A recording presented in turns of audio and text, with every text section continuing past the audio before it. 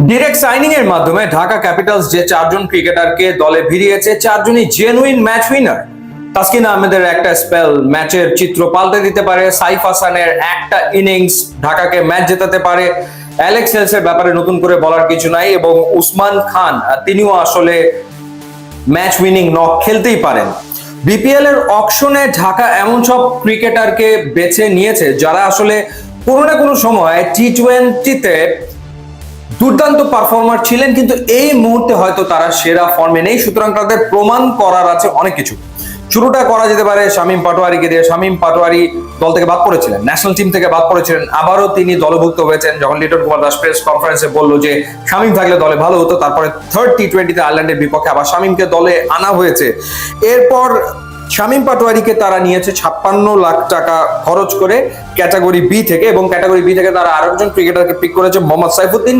68 লাখ টাকা খরচ করে মোহাম্মদ সাইফুদ্দিনকে তারা দলে ভিড়িয়েছে। এটা খুবই ভালো পিক ছিল, কারণ সাইফুদ্দিন আসলে হয় ব্যাটে কন্ট্রিবিউট করবেন অথবা বোলিং এ ডেফিনেটলি কন্ট্রিবিউট তো করবেন। মোহাম্মদ মিঠুনের জন্য দলটা আসলে অনেক টাকা খরচ করেছে, 52 লাখ টাকা খরচ করেছে মোহাম্মদ মিঠুনের জন্য। এরপর তাইজুল ইসলামকে তারা দলে নিয়েছে 30 লাখ টাকায়। বলছিলাম যে একটা সময় দুর্দান্ত পারফর্ম করেছেন মোহাম্মদ মিঠুন, এক সময় ন্যাশনাল টিমে খেলেছেন, এখন হয়তো বেস্ট অফ ফর্মে নাই, বাট এখনো তার দেয়ার অনেক কিছু আছে। সো লেটস সি যে মোহাম্মদ মিঠুন নিজেকে প্রমাণ করতে পারেন কিনা। একই কথা প্রযোজ্য সাব্বির রহমান এবং নাসির হোসেনের ক্ষেত্রেও। সাব্বির রহমান তার সেরা সময়টা হয়তো পেছনে ফেলে এসেছেন, বাট ইউ নেভার নো, হয়তো বা এবারের বিপিএল এ সাব্বির রহমান নতুন ভাবে নিজেকে উপস্থাপন করতেই পারেন। সাব্বির রহমানকে 28 লাখ টাকা খরচ করে দলে নিয়েছে ঢাকা। নাসির হোসেনকে তারা দলে নিয়েছে 18 লাখ টাকা খরচ করে। এরপর তোফায়েল আহমেদ যিনি অলরাউন্ডার, তার পেছনে খরচ করেছে 18 লাখ টাকা। অনেক অলরাউন্ডারকে দলে নিয়েছে ঢাকা ক্যাপিটালস।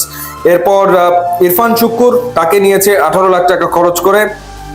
আব্দুল্লাহ আল মামুন, তার পেছনে খরচ করেছে 14 লাখ। ইয়াংস্টার মারুফ মৃধা আন্ডার-19 থেকে উঠে আসা ফাস্ট বোলার, তাকে নিয়েছে 14 লাখ টাকা খরচ করে।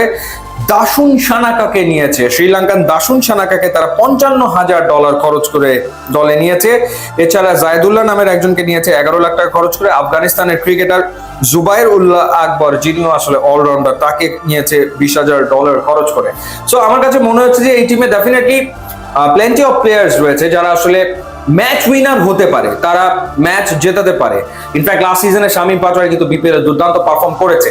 সো শামীম যদি সেই রকম ফর্মে থাকে, মোহাম্মদ সাইফুদ্দিন যদি পারফর্ম করতে পারে, তাহলে আসলে এই দলটার এবারে বিপিএল এ ভালো করার সম্ভাবনা রয়েছে। আর একটা ব্যাপার হচ্ছে যে ঢাকা ক্যাপিটালস হয় পাওয়ার প্লেতে ম্যাচ জিতবে, না হলে পাওয়ার প্লেতে ম্যাচ হারবে।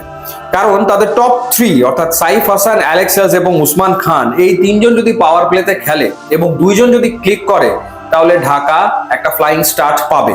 আর যদি ঢাকা পাওয়ার প্লেতে উইকেট হারিয়ে বসে, তখন মিডল অর্ডারের উপরে নির্ভর করতে হবে। সেখানে মিডল অর্ডারে থাকবেন শামীম পাটোয়ারি, মোহাম্মদ মিথুন, এরপর সাব্বির রহমান, এবং সাব্বির রহমান থাকবেন।